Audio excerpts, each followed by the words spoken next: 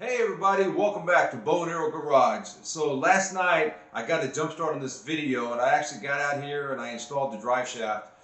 Today I just needed a couple of parts. I needed the rear U-joint straps, and so I went and picked those up. And so I finished up the installation of that. And I had big plans today. I had to work this morning, unfortunately, so I kind of got a late start on the video, but I still had big plans. I wanted to get the speedometer cable installed. I wanted to get the transmission service with fluid and then start moving forward with some of the just the little wire hookups and different things in the transmission.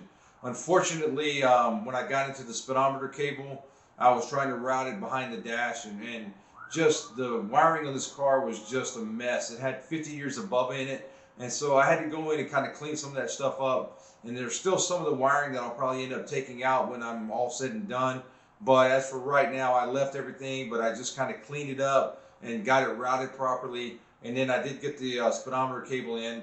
Obviously, I'm not going to install my dash until at a later date because I've still got a lot of things I've got to do. But for right now, that was my main goal. And unfortunately, I didn't get around to servicing the transmission fluid.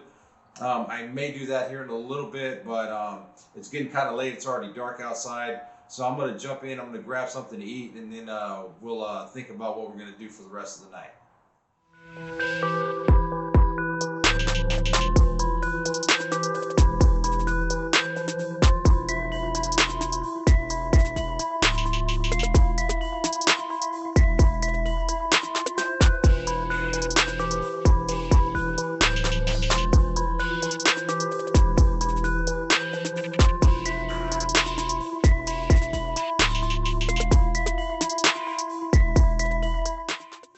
So I'm finally getting ready to install the drive shaft in the C3.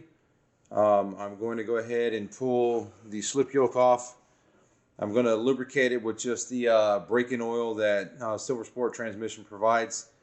I forgot when I did the reservoir for the clutch master cylinder that Silver Sport transmission provides all the fluids that you have when you order the kit.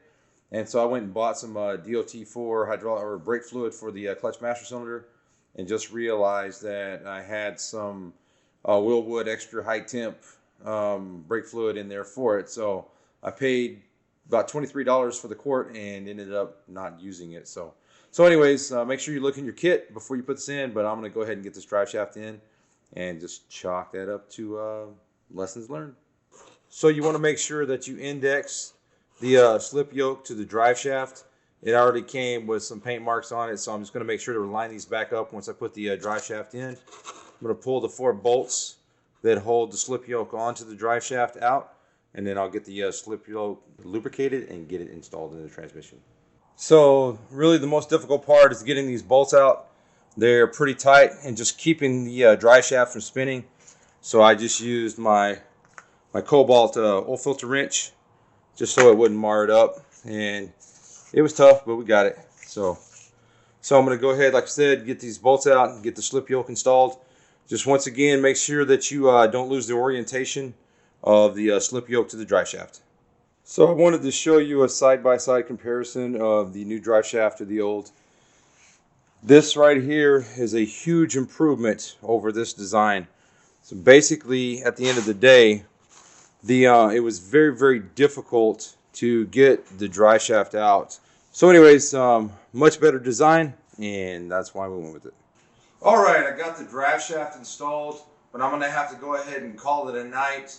I've got to work tomorrow, and I hate working on Saturdays, but it's something I couldn't avoid this week. So anyways, I'm going to have to go to work. I get off at noon, so I should still be able to get in and make a video, but I'm going to have to shut it down for the night.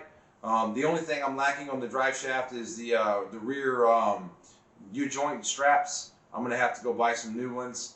I put it on with the old ones for now, but the things are probably 50 years old, so I definitely want to replace them.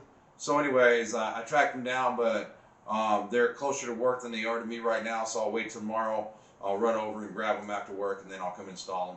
And then I'm going to work on this transmission and try to get everything else hooked up. Try to get the speedometer cable installed, and then just service it with the proper fluids. And then I've got a couple other things on order. They should be here within a week or so. So anyways, that's going to be it for the night, and we'll take it back up tomorrow morning. All right, guys, it's the next day, and I'm gonna go ahead and finish up the drive shaft. I got these U-joint straps. I guess this is not what originally was installed in the car. This is actually a repair kit, but this is what the car has on it, and the ones that are on there, they're corroded and stuff. So I'm gonna go ahead and replace them just so that I don't have any issues, and then we'll go from there. So I've got a couple of things going on, so my attention's kind of divided, but now that I got the drive shaft in, I want to try to go ahead and get the speedometer cable in. And so I got a couple of different pieces from Silver Sport Transmission. So they sent me a speedometer gear with this adapter, but then I also ordered the speedometer cable. And so the original one on the car was quite a bit longer, but they said this one will work because their cable routes on the driver's side, whereas the old one routed on the passenger side. But I think everything's going to work, so I'm going to go ahead and work on getting this thing ready to install while I'm working on my other stuff.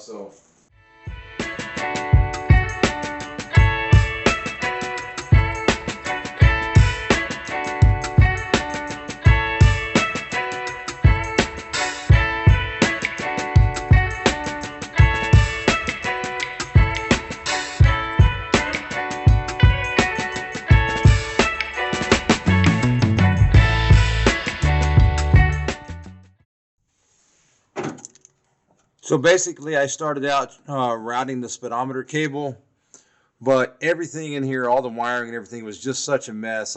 I had to go ahead and address some of this wiring. So I ended up chasing a rabbit trail and basically didn't really get anything else done.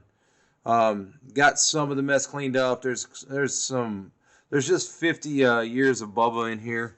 I mean, this wire, I don't know if you can see it or not, but I'm going to have to get a wiring diagram and try to figure out what this is all about. But anyways, I think that's just going to be it for tonight.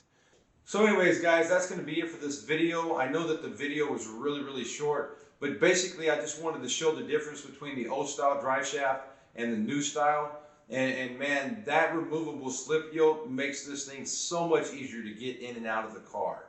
And you know, it just blows my mind because when I look at the late 60s and early 70s GM muscle cars, the engineers that were putting these things out, they were sharp. I think these are the most beautiful cars that General Motors ever put out. And yet, some of the things they did kind of makes me scratch my head because when you do something, for instance, like a non-removable transmission crossmember, it's like, what were they thinking? And the same thing with this drive shaft. This removable slip yoke is such a simple engineering fix, and yet they couldn't come up with something like that. So it kind of blows me away, but at the same time, it is what it is. Thank God today we have people that are designing things like this. And like I said, this thing is so much easier to remove and install.